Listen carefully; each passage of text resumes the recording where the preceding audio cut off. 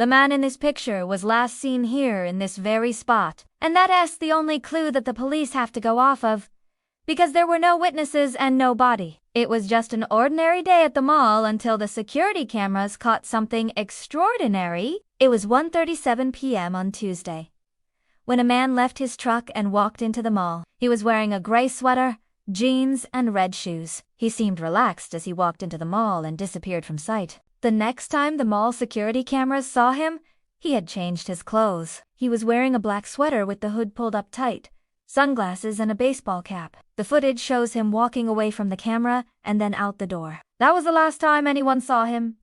He simply vanished. And it wasn't until 3 hours later that anyone even realized he was missing. His name is Brian Schaefer, and he is just one of many people who have disappeared without a trace. Unlike most other cases, there is security footage of what may be his final moments alive.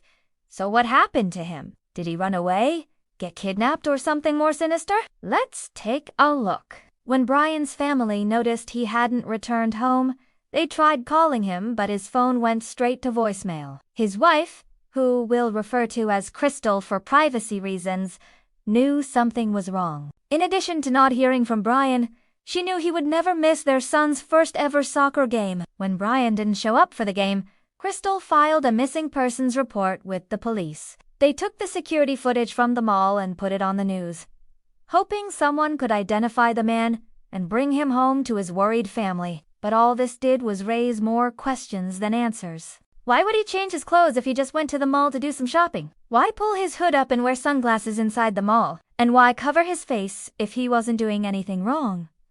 His family and the police were baffled by the footage. They didn't know whether to investigate it as a kidnapping or a runaway case. Since the footage was so grainy, nobody could tell if the man was Brian. He might have been wearing a wig, which made it harder to identify him. The police were afraid that if they released the footage, it would spark a media frenzy and ruin any chance they had of solving the case. So what did they do next? A friend of the family decided to take matters into his own hands. He paid a website to enhance the video. The site specialized in taking low-quality, blurry footage and turning it into crystal-clear images. This is how they managed to get a clear look at the man's face. Although his face was partially covered, the image enhancement showed that it was him. But where was he going? Police reached out to everyone Brian knew, friends, family, and coworkers. But none of them had seen him since he went missing. At first, his family thought he might have had an accident while driving and his body was thrown into a lake or something. They searched for days, but his body was nowhere to be found. There were no signs of a struggle. He left his wallet, keys, and cell phone behind. Nobody could figure out why he would leave all those things behind and disappear. He didn't have a history of mental illness or substance abuse. He had no enemies that would want him dead, and no reason to run away from his life. As the weeks passed and the temperatures rose, hope began to dwindle. His family feared the worst. Was he kidnapped and buried somewhere? If so, where? The police still didn't have enough evidence to launch a full investigation. They were waiting for a break in the case. They needed something to make the public remember Brian and keep his case in the spotlight. Then one of his friends came up with an idea. She organized a flash mob in the same mall where Brian was last seen. Friends and family members stood around the security cameras dressed in the same clothes that he was wearing. They hoped that by recreating the scene, someone would come forward with information about his disappearance. Yet, despite the attention the event got, nobody knew anything about what happened to him. Some said they recognized the man in the video, but when the police brought them in for questioning, they recanted their stories. For 3 years, his family waited for answers. They put out missing persons posters in every town and city they could afford to. They never gave up hope that he would be found alive, but deep down, they knew it was unlikely. 3 years later, a woman called the police. She had been working as a waitress in a diner when she recognized one of her customers. She told the police that the man looked just like Brian.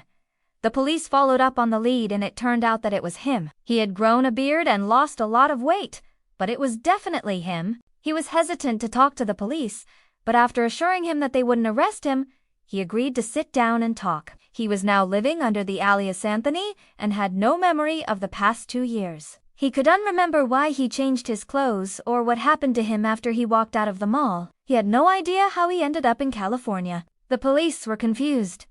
What happened to him? Why did he run away? And why did he try to hide his identity? Was he hiding from something or someone? Unfortunately, we may never know the answers to these questions because even though he was found, he still doesn't remember anything.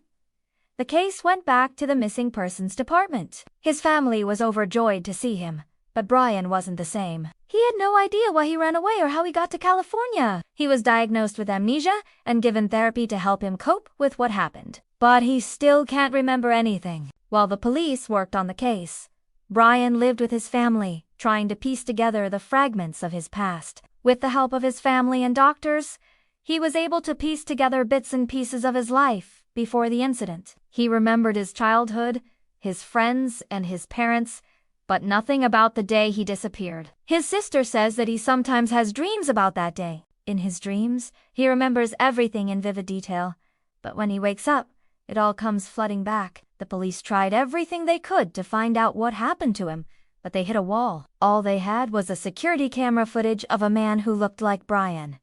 But without any solid leads, they had no way of knowing what happened to him. They checked everywhere he might have gone and questioned everyone he might have met, but no one had seen him. The case grew colder and colder as the months passed, and eventually it was shelved. Brian lives his life knowing that he survived an unknown tragedy and somehow made it to California. His family knows that he's lucky to be alive, but they also know that they may never know what happened to him. Brian says he doesn't want to know. He's happy to be home with his family, and that's all that matters. He has no desire to uncover the truth. As for the police, they don't have any new leads, and the case remains open. They're still looking for answers, but they may never get them. What do you think happened to him? Let me know in the comments below. And if you like the video, please subscribe. We upload new videos every week. Thank you for watching.